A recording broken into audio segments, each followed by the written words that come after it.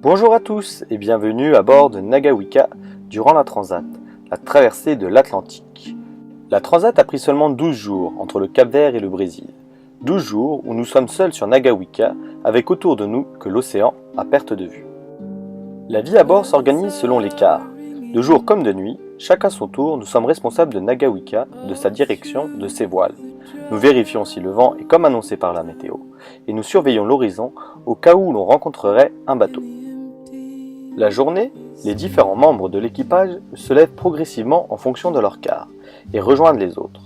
Comme nous sommes sous les tropiques, il fait très chaud, donc nous sommes souvent dehors dans le cockpit. Ici, Pierre rejoint Samuel et Mathilde pour la préparation du repas de midi. Ce jour-là, c'était patates sautées. Avant le départ, nous avions fait le plein de fruits et légumes. Nous avions pris une grappe de bananes entière, on dit un régiment de bananes. Nous les avions pris vertes pour qu'elles mûrissent durant le voyage et comme ça avoir des fruits frais durant toute la traversée.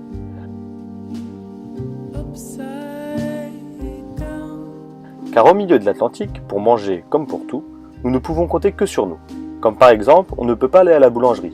Mais heureusement, Samuel fait du très bon pain.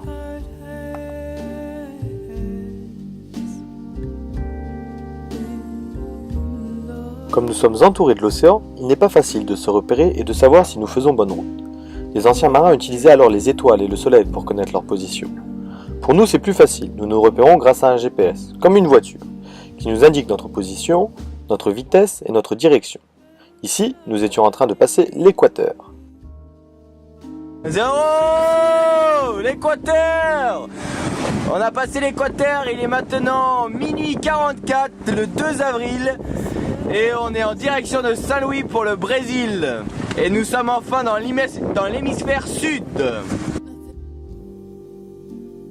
Il y a encore pas si longtemps, lors des grandes traversées, les marins pouvaient partir des mois en mer en ne connaissant que la météo des premiers jours, au risque de croiser des tempêtes. Aujourd'hui, nous prenons moins de risques. Pour la traversée, nous nous étions équipés d'un téléphone satellite qui nous permettait de recevoir la météo même en plein milieu de l'océan. Nous pouvions ainsi anticiper les changements de météo et éviter les zones de tempête ou d'absence de vent. Ici, Samuel et Elouine modifient le cap du bateau, sa direction, pour éviter une zone de non-vent. Ils doivent changer de côté les voiles, on dit un changement d'amure.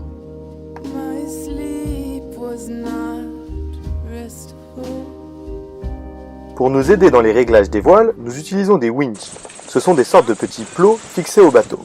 Avec une manivelle, ils nous permettent de multiplier notre force et de tendre les voiles. On dit étarquer les écoutes des voiles.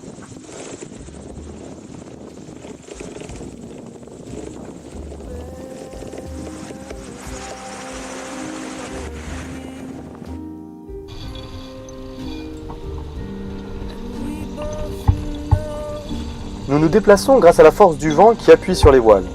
Nous réglons les voiles de Nagawika en fonction de la provenance du vent. Si le vent vient de bâbord, sur le côté gauche du bateau, nous hisserons les voiles à tribord, sur son côté droit, et inversement. En changeant le bateau de cap, nous changeons en même temps la provenance du vent. D'après vous, selon ces images, d'où provient le vent par rapport au bateau ?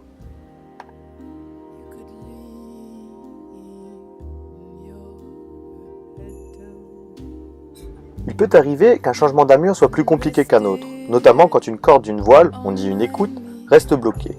Heureusement qu'Elouine est grand et a un bon équilibre, même si durant une manœuvre nous sommes toujours attachés à nos gilets de sauvetage. Mais la navigation, c'est surtout beaucoup de temps calme, de lecture, des rencontres avec les dauphins, de parties de cartes, de bons moments avec les copains, et même si nous n'avons pas réussi à pêcher durant la transat, les parties de surf improvisées ont su nous occuper. Et pour finir, c'est aussi l'arrivée sur Terre dans un lieu inconnu, que nous espérons plein de nouvelles aventures. Nous voilà donc en Amazonie, aux frontières de la plus grande forêt du monde.